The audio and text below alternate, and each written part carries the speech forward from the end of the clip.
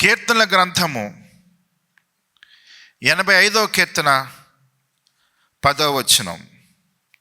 కృపా సత్యములు కలిసికొనినవి, నీతి సమాధానములు ఒకదానినొకటి ముద్దు పెట్టుకొనినవి. ప్రియమైన సహోదరులారా, సత్యము అంటే దేవుని పరిశుద్ధతను, ఆయన నీతిని, ఆ ప్రభు యొక్క న్యాయాన్ని సూచిస్తుంది. దేవుడు న్యాయవంతుడు, పరిశుద్ధుడు, ఆయన నీతిమంతుడు. న్యాయవంతుడైన వాడు న్యాయముగా తీర్పు తీర్చాలి. పరిశుద్ధుడైన వాడు పాపాన్ని ఏమాత్రము లక్ష్య పెట్టకూడదు.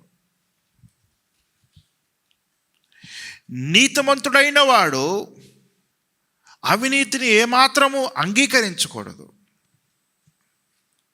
కృప ఏం చేస్తుంది?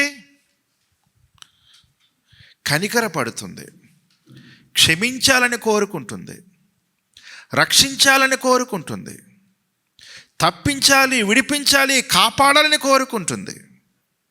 సత్యాన్ని సంతృప్తి పరచకుండా కృపతో రక్షించేద్దామంటే దేవుని యొక్క స్వభావము అక్కడ పరిపూర్ణంగా వ్యక్తపరచబడదు. దేవుని యొక్క స్వభావం ఏమిటి అంటే సత్యం. అలాగనే ఆయన యొక్క స్వభావం ఏమిటి? కృప. సత్యాన్ని సాటిస్ఫై చేయకుండా కృపతో రక్షించేద్దాము అంటే అక్కడ దైవత్వము పరిపూర్ణం కావటం లేదు. సత్యము అక్కడ నిరూపించబడాలి, కృప అక్కడ ప్రత్యక్షపరచబడాలి. ఈ రెండూ కూడా సమపాలనలో ఉండాలి. ఒక విధంగా చెప్పాలంటే సత్యము తగ్గిపోకూడదు, కృప విస్తరించాలి. సత్యము తగ్గిపోకూడదు, కృప ఆగిపోకూడదు. సో ఈ రెండింటిని ఎలా బ్యాలెన్స్ చేయాలి? యేసు ప్రభువు మనందరి పాప ప్రాయశ్చిత్తము కొరకు ఆయన శిలువ మీద బలియాగము అయినందువలన ఆ శిలువ దగ్గర కృప మరియు సత్యము కలుసుకున్నాయండి. కృప మరియు సత్యము కలుసుకున్న చోటు ఏమిటి అంటే శిలువ. శిలువ దగ్గర సత్యము తగ్గిపోలేదు, కృప ఆగిపోలేదు. ఈ రెండు ఒక చోటకు వచ్చాయి. సత్యము ఏమంటుందంటే పాపానికి ప్రాయశ్చిత్తము జరగాలి.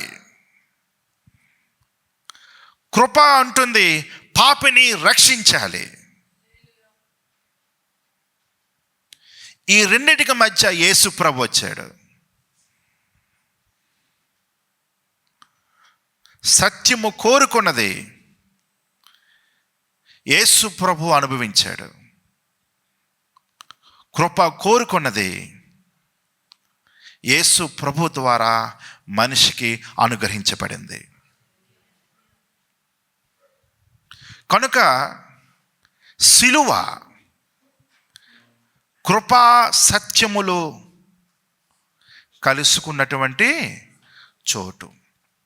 దేవునికి స్తోత్రం.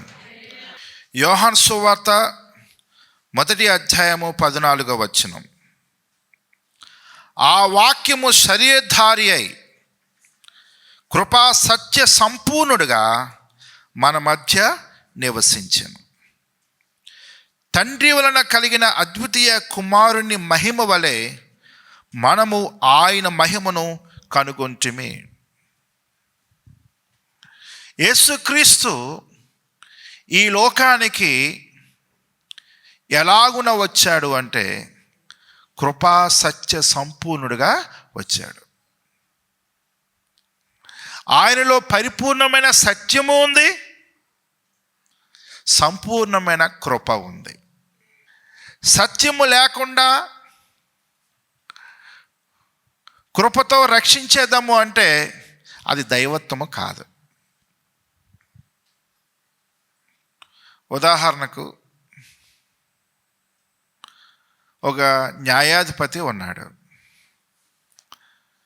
ఒక వ్యక్తికి తీర్పు తీర్చాలి. అతను తప్పు చేశాడు అని నిరూపించబడింది. ఈ న్యాయాధిపతి ఏమి చేయాలండి? అతన్ని శిక్షించాలా వద్దా? న్యాయంగా నీతిగా ఆలోచన చేస్తే శిక్షను విధించాలి. అయితే తప్పు చేసిన వాడు తన బిడ్డే అనుకోండి, ఈ తండ్రి ప్రేమ ఏం కోరుకుంటుంది?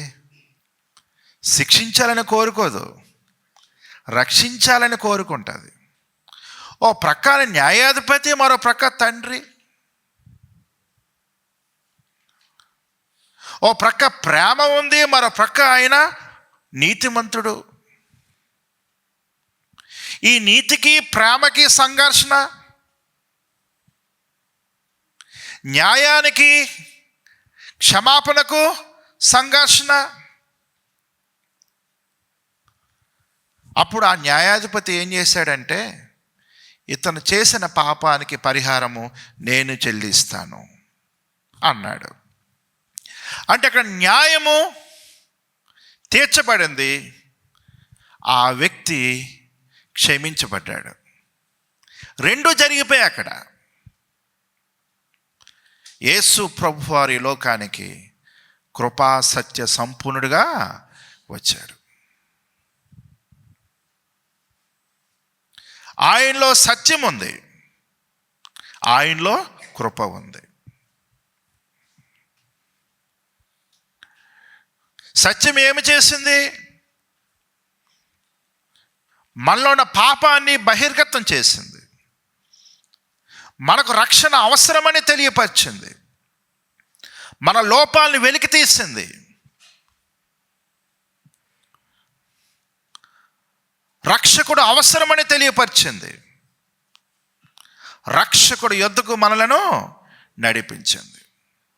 ఇలాగున సత్యము కృప ఈ రెండు కూడా మనిషికి రక్షణకు అవసరం. అందుకే ఆయన కృపా సత్య సంపూర్ణుడిగా ఈ లోకానికి వచ్చాడు. కృపా సత్యము ఈ రెండు కూడా దేవుని యొక్క లక్షణాలండి. చూడండి, నిర్గమకాండము 34వ అధ్యాయము 6వ వచనం. అతని ఎదుట యెహోవా అతని దాటి వెళ్ళుచు, యెహోవా కనికరము, దయ, దీర్ఘశాంతము, విస్తారమైన కృపా సత్యములు గల దేవుడైన యెహోవా. చూసారా, లేఖనం ఏమని సెలవిస్తుంది? దేవుడు కృపా సత్యములు గలవాడు. ఆయన స్వభావము కృప, అదేవిధంగా సత్యం. యేసు ప్రభు వారు కృపా సత్య సంపూర్ణుడు అంటే యేసు ప్రభు ఎవరండి? దేవుడు. దేవునికి స్తోత్రం. అందుకే వాక్యము సెలవిస్తుంది, దైవత్వము యొక్క సర్వ పరిపూర్ణత ఆయన శరీరమందు నివసించుచున్నది.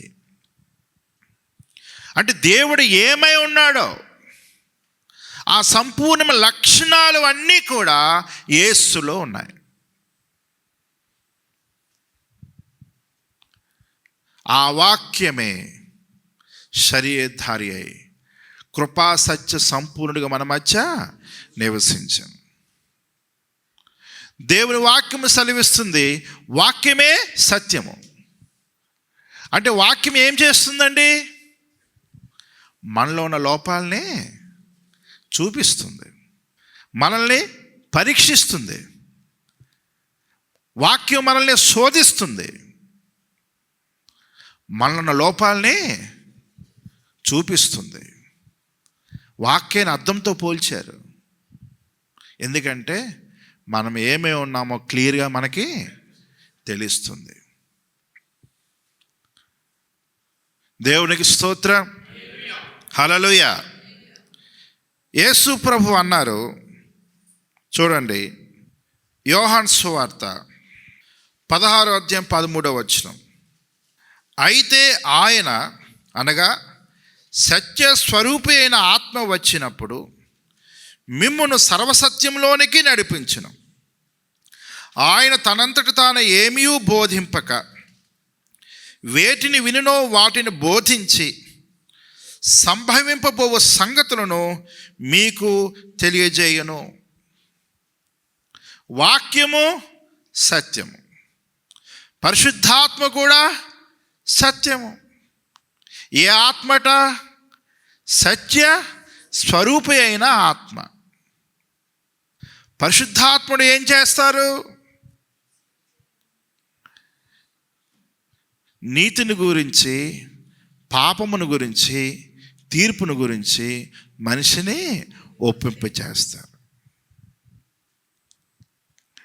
పేతురు ప్రసంగిస్తుండగా హృదయంలో వారు నొచ్చుకున్నారట,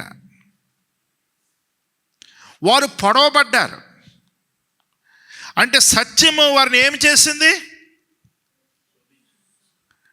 వారిలో లోపాలను వారికి తెలియజేసింది. వారిలో పరిశుద్ధాత్ముడు పని చేయడం ప్రారంభించాడు. అందుకే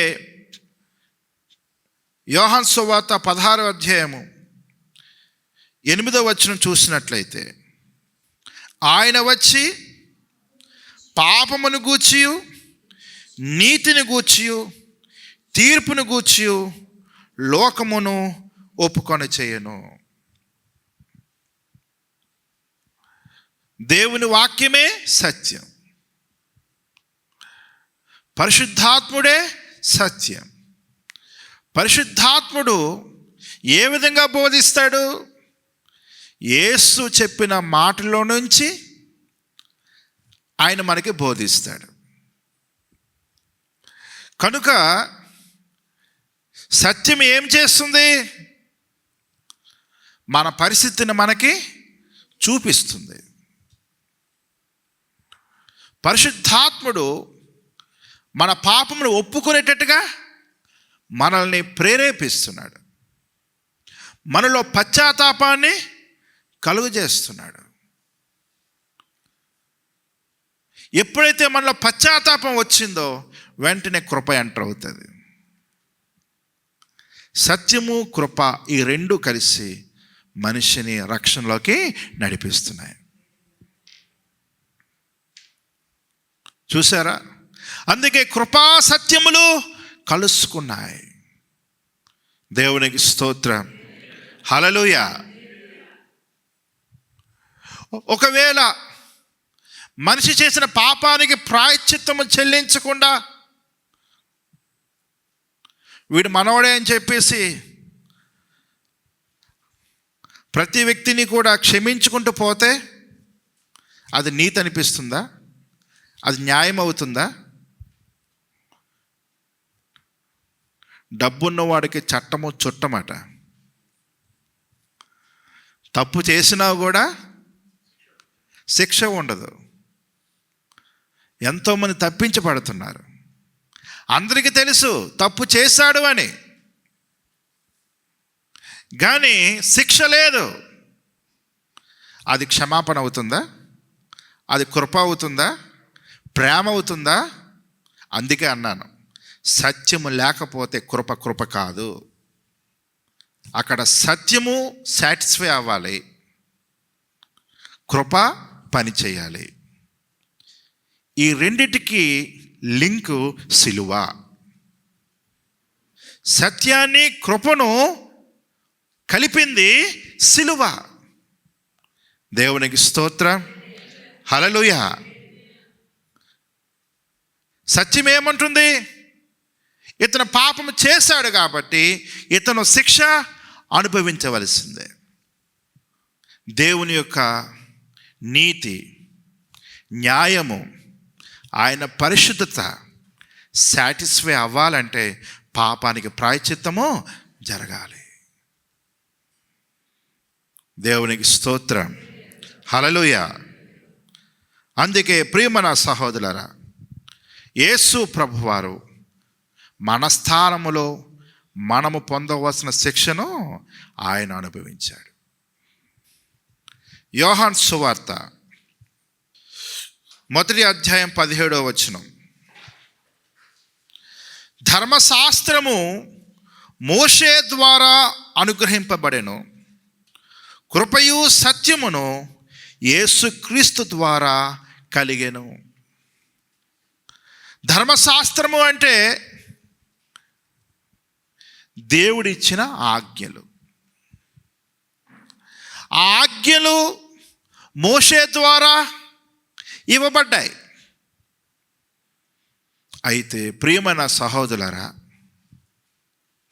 ధర్మశాస్త్రము మనిషిని రక్షించగలుగుతుందా? రక్షించలేదు. ధర్మశాస్త్రము ఎంతవరకు పనిచేసిందంటే పాపాన్ని గూర్చిన అవగాహన కలిగినంత వరకే పనిచేసింది. ఇది తప్పు, ఇది రైటు, ఒక అవగాహన కలిగినంత వరకే పనిచేసింది. అంటే పాపాన్ని గూర్చిన జ్ఞానం, అవగాహన అంతవరకే. పాపం అంటే ఏమిటో తెలిసింది, ఏ పని చేయకూడదో ఏ పని చేయవచ్చునో తెలిసింది. తర్వాత ఆ ఆజ్ఞను అతిక్రమిస్తే శిక్ష ఏమిటో తెలియపరిచింది, అంతవరకే. సత్యం ఏం చేసింది? నీవు ఆ పాపివి, నీలో ఆ పాపం ఉంది, ఆ పాపాన్ని నువ్వు విడిచిపెట్టాలి, నువ్వు ఒప్పుకోవాలి, పశ్చాత్తాపం నొందాలి, నీ పాపానికి ప్రాయశ్చిత్తము జరగాలి. అంటే సత్యము ప్రియమైన సహోదరులారా మన లోపాలను బయటికి వెలికి తీసి మనకు రక్షకుడు అవసరమని సత్యం మనల్ని ఎక్కడ తీసుకువచ్చిందంటే యేసుప్రభు దగ్గర తీసుకుని వచ్చింది. సత్యం చేసే పని ఏమిటంటే మొదటగా మన పాపాలని ఒప్పింపు చేయడం. మనం ఏ పాపములు చేశామో ఆ పాపాలని బయలుపరచడం. తర్వాత ఆ పాప ప్రాయశ్చిత్తము కొరకు సత్యము మనల్ని ఎక్కడికి నడిపిస్తుందంటే యేసు ప్రభు దగ్గరికి నడిపిస్తుంది. అంటే సత్యం చేసే పని కేవలం మన పాపాలని మనకు తెలియపరచడమే కాదు, ఆ పాపానికి పరిష్కారము దొరికే చోటుకు కూడా సత్యము నడిపిస్తుంది. అందుకే ప్రభు ఏమన్నారంటే యోహాను సువార్త 8:31-32 కాబట్టి యేసు తనను నమ్మిన యూదులతో, మీరు నా వాక్యముందు నిలిచిన వారైతే నిజముగా నాకు శిష్యులై ఉండి సత్యమును గ్రహించెదరు, అప్పుడు సత్యము మిమ్మల్ని స్వతంత్రులుగా చేయనని చెప్పగా,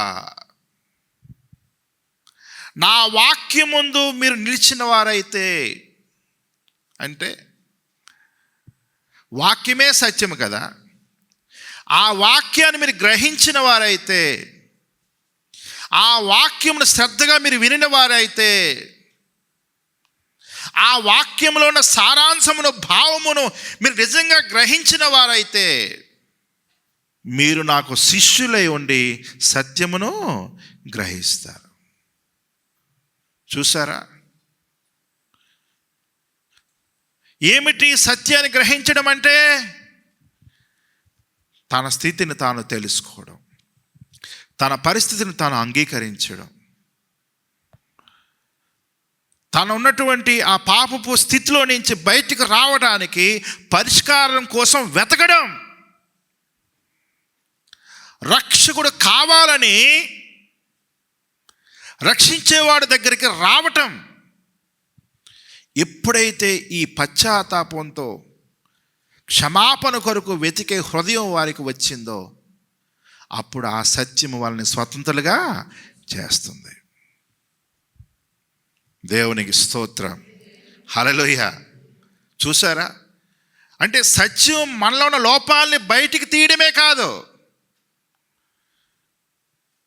ఆ పాపము నుంచి మనం విముక్తి పొందడానికి ప్రభు యొద్దకు మనల్ని నడిపిస్తుంది. అందుకే ప్రభు అన్నారు, నేనే సత్యం. సత్యమే మనల్ని స్వతంత్రులుగా చేస్తుంది. అంటే సత్యం ఎక్కడికి నడిపిస్తుంది? ప్రభు యొద్దకు నడిపిస్తుంది. పరిశుద్ధాత్ముడు మనల్ని ఎక్కడికి నడిపిస్తున్నారు? యేసు ప్రభు దగ్గరికి నడిపిస్తున్నారు. యేసు ప్రభు దగ్గర రావడం అంటే ఎక్కడికి వచ్చాం? సిలువ దగ్గరికి వచ్చాం. సిలువ దగ్గరికి వచ్చాము అంటే దాని అర్థం ఏంటంటే, పౌలు అన్నాడు కదా, నేను క్రీస్తుతో పాటు సిలువ వేయబడి ఉన్నాను అన్నాడు. అంటే మన స్థానములో ఆయన మరణించాడు అనేటువంటి ఒప్పుకోలు మన చేత పరిశుద్ధాత్ముడే చేయిస్తున్నాడు. అంటే ఒక వ్యక్తి సత్యము ద్వారా సిలువ యొద్దకు నడిపించబడుతున్నాడు. ఆ సిలువలో యేసు క్రీస్తుతో పాటు ఆయన సిలువ వేయబడుతున్నాడు. యేసు ప్రభుతో పాటు ఆయన మరణిస్తున్నాడు. యేసు ప్రభుతో పాటు లేపబడుతున్నాడు. ఆధ్యాత్మికంగా ఈ కార్యం జరుగుతుంది. కృపా సత్యములు ఆ పాపిని రక్షిస్తున్నాయి. దేవునికి స్తోత్రం, హల్లెలూయా. అందుకే ఎఫెసీయులకు రాసిన పత్రిక 2వ అధ్యాయం 8-9 వచనములో, మీరు విశ్వాసము ద్వారా కృపచేతనే రక్షింపబడి ఉన్నారు, ఇది మీ వలన కలిగినది కాదు, దేవుని వరమే, అది క్రియల వలన కలిగినది కాదు గనుక ఎవడునూ అతిశయపడ వీలు లేదు. కృప ద్వారానే రక్షించబడ్డాం. కృప లేకపోతే రక్షణే లేదు. కృప లేకపోతే సత్యాన్ని తట్టుకోగలమా? చెప్పండి. కృప లేకపోతే సత్యాన్ని తట్టుకోలేము. ఒకవేళ సత్యము లేకపోతే కృపయే కాదు. కృప ఎప్పుడు సంపూర్ణమవుతుందంటే సత్యము ఉన్నప్పుడే. దేవునికి స్తోత్రం, హల్లెలూయా. ప్రియమైన సహోదరులారా, సత్యానికి ప్రాయశ్చిత్తం అవసరం. సత్యానికి ప్రాయశ్చిత్తం అవసరం. కనుక సత్యము అక్కడ సాటిస్ఫై అయినప్పుడే కృప పనిచేస్తుంది. సత్యం లేకుండా కృప పనిచేయదు. దేవునికి స్తోత్రం. సత్యము తీర్పును డిమాండ్ చేసింది, కృప క్షమాపణ డిమాండ్ చేసింది. అక్కడ తీర్పు తీర్చబడింది, మనిషి అక్కడ క్షమించబడ్డాడు. ఇది ఎక్కడ జరిగింది? సిలువలో. అందుకే పౌలు అన్నాడు, మీరు కృప వలనే రక్షించబడ్డారు, క్రియల వల్ల మాత్రము కాదు. మనలో ఉన్న క్రియలు సంపూర్ణమైనవి కాదు. ధర్మశాస్త్రమును ఎవరు పరిపూర్ణంగా నెరవేర్చలేరు. మనలో ఉన్న పాపాన్ని మనం ఒప్పుకునేటట్టుగా చేసి రక్షకుడి యొద్దకు నడిపించింది సత్యం. తర్వాత కృప మనలను రక్షించింది. ఒకవేళ సత్యమే లేకపోతే కృప మనలను రక్షించలేదు. ఎందుకంటే నాలో పాపము ఉంది అని నేను అనుకోవటంలే,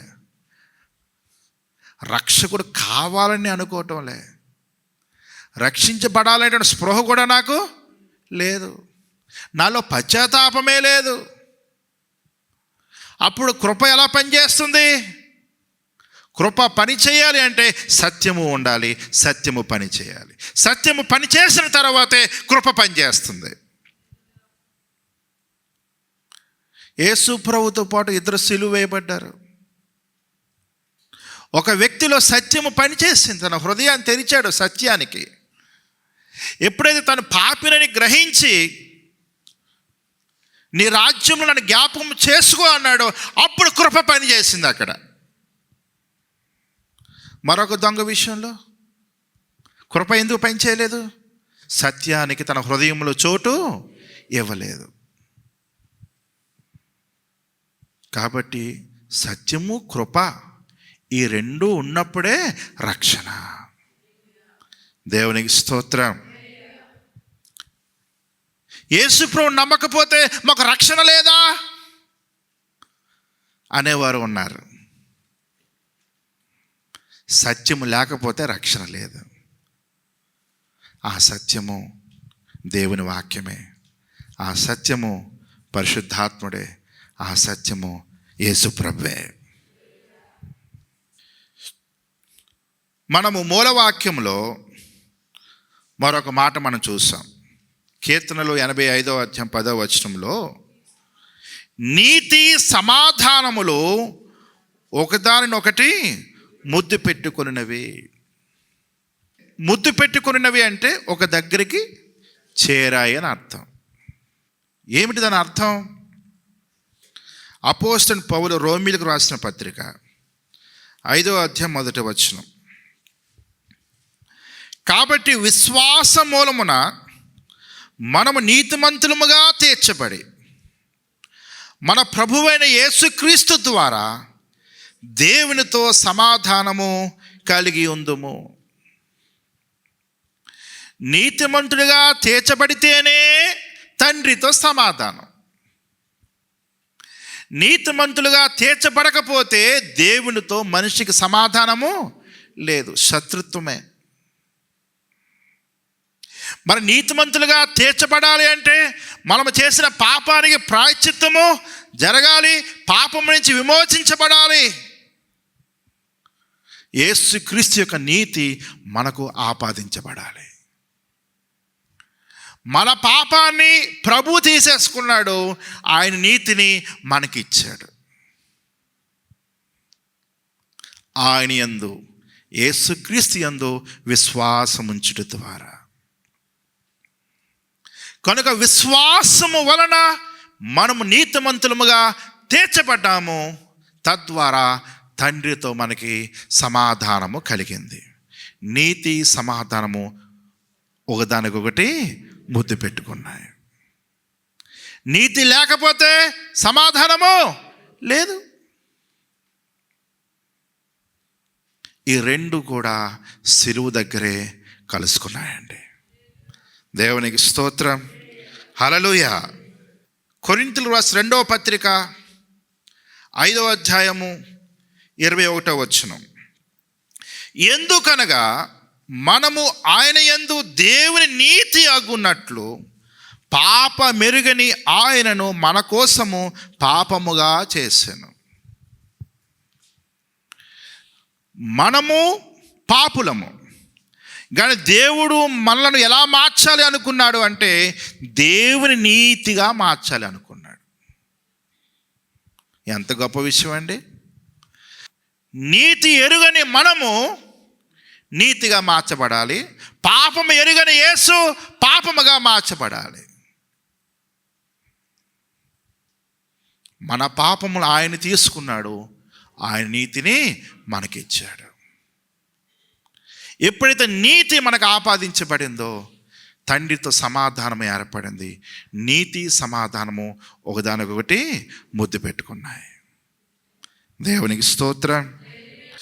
యెషయా గ్రంథం 53:5 మన అతిక్రమ క్రియలను బట్టి అతడు గాయపరచబడెను, మన దోషమును బట్టి నలుగొట్టబడెను, మన సమాధానార్థమైన శిక్ష అతని మీద పడెను, అతడు పొందిన దెబ్బల చేత మనకు స్వస్థత కలుగుచున్నది.